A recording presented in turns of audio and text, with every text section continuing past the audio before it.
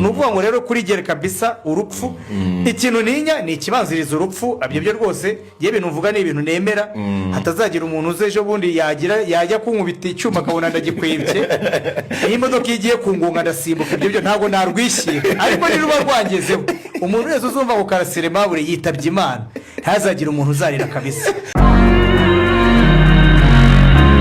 Abanyarwanda impaka zikomeje kuba impaka gusa n'ubundi icyemezo cyo kwa muganga cyasohotse kivuga ko Karasira Aimable yanyweye doze nyinshi z'imiti, gusa abandi mu bashakashatsi bavuze ko iriya miti ifuriro ndetse ryabonye ko ngashobora kuba yari yasizweho uburozi ku bushake kugira ngo Karasira Aimable naza kuyinywa ahite yitaba Imana mu rwego rwo kumwica.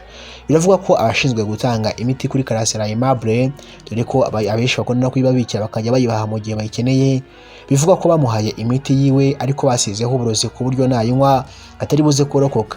Impaka zikomeje kuba impaka hagati y'abayobozi b'u Rwanda, abacungagereza ndetse n'abaturage. Kugeza ubu abaturage n'ababandi bari ku ruhande rwa leta bavuga ko leta yabo ari nziza ntawe yica ntawe irenganya.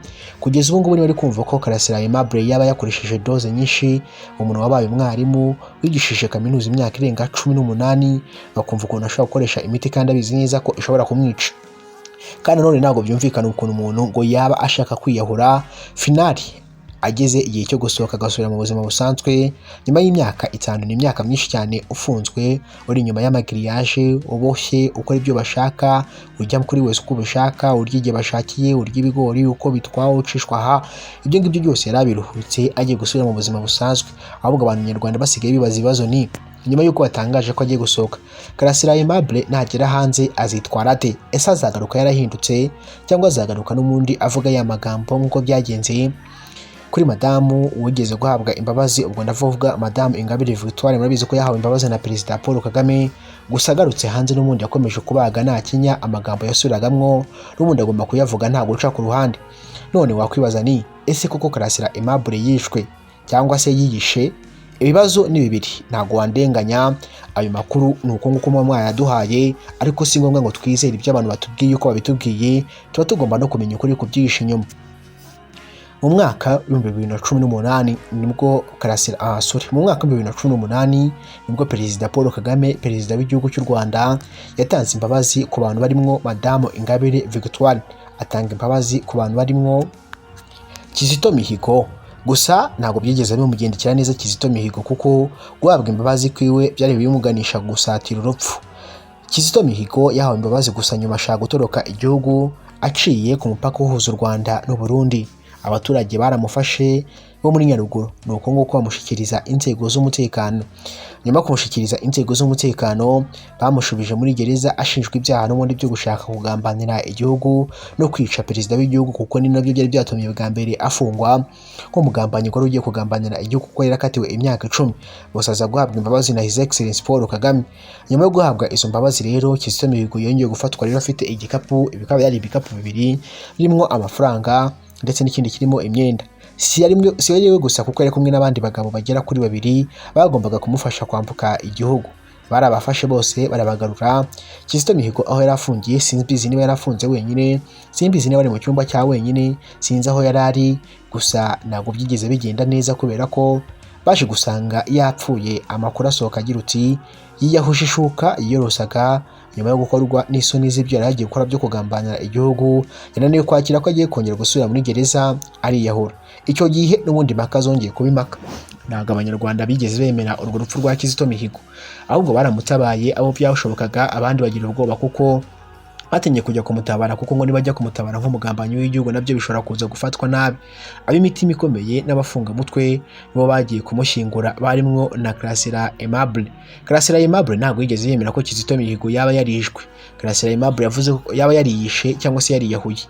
Karasira Aimable yaragize uti ese wowe wemera ko Kizito Mihigo yiyahuye cyangwa se yaba yariyishe?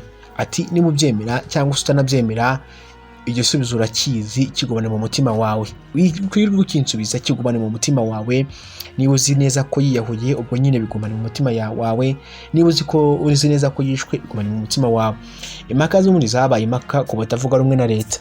ahubwo kugira ngo bagire ubwoba kuko ugambaniye igihugu yafashwe birangirira mu kuzimu ndetse ntabyo kugaruka mu buzima no muri sosiyete isanzwe nyarwanda, ahubwo ubuzima bwe bugomba kurangira aho ngaho nyine agapfa bakamushyingura. None Karasira Aimable wabazaga ngo Kizito Mihigo yariyahuye, akumva ko atiyahuye yaba yarishwe, nawe yaba yararenze kuri iyo ntego cyangwa se kuri ibyo ngibyo yumvaga ko Kizito Mihigo ataba yariyahuye akaba ari wowe wiyahuye. Ngo wahe ikaze kuri uno muryango wa Exaf Info News, niba ari ubwa mbere ugeze kuri uno muyoboro kandi buto yanditseho subscribe kandi no kunsukira, reka tubanze tuvuge kuri ibi. Ubundi ku isi yose ibihugu 195 biruka ku isi yose, buri gihugu kigira politike yacyo kandi kigira ko kiyoboye. Buri gihugu kigira abatavuga rumwe nacyo, ubwo ndavuga ubuyobozi buriho, baba barimo opposition irwanya ubutegetsi bitewe n'ibitagenda neza. Yewe niyo igihugu cyaba kiyoboye neza ariko hari bimwe batavuga rumwe n'ubwo butegetsi bitewe n'uko badashyigikira ubwo butegetsi buriho.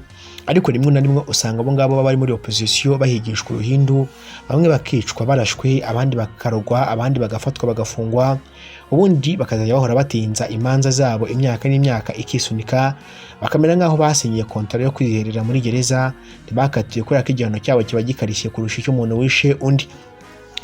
Rimwe na rimwe rero usanga abo ngabo n'ubundi baba batavuga rumwe na leta, n'ubundi batajya bahindura ibitekerezo byabo, icyatumye bafungwa cyane kongera kikabasubizamwo cyangwa se nigishobora no gutuma bahindura ibitekerezo, kuko n'ubundi iyo bagarutse bagaruka n'ubundi batavuga rumwe na bwa butegetsi iwongeye bakabusanga. Rimwe na rimwe rero ngo ari igihe abategetsi b'ibyo bihugu bagira ubwoba ko abo bantu nibaza bazongera kuzana impinduramatwara bitewe noneho n'icyizere baba banagirirwa n'abantu, ubundi nuko nguko abantu bakabayoboka cyangwa se bakemera ibyo bavuga. Karasira Aimable ni umututsi, ntago ari umwe mu bantu wenda bavuga ko bakomoka ku ntera hamwe, oya, ni umututsi nawe warokotse jenoside yakorewe abatutsi mu mwaka w'1994. Amateka ye mwagiye muyumva niba mutanayazi mugende musuye mu biganiro yakoze ubyumva. Si umwana w'intera hamwe wenda nka Madame Ingabire Victoire, dore ko perezida w'igihugu cy'u Rwanda Paul Kagame yamwise ko ari umwana w'intera hamwe. Si umuntu wavutse cyangwa se wakomotse ku bantu bakoze amaraso bishe abatutsi muri jenoside, oya, ahubwo nawe yariciwe muri jenoside, nubwo byose yabyigaritse akabishyira ku butegetsi bw'u Rwanda uyobowe na RPA FPR Inkotanyi.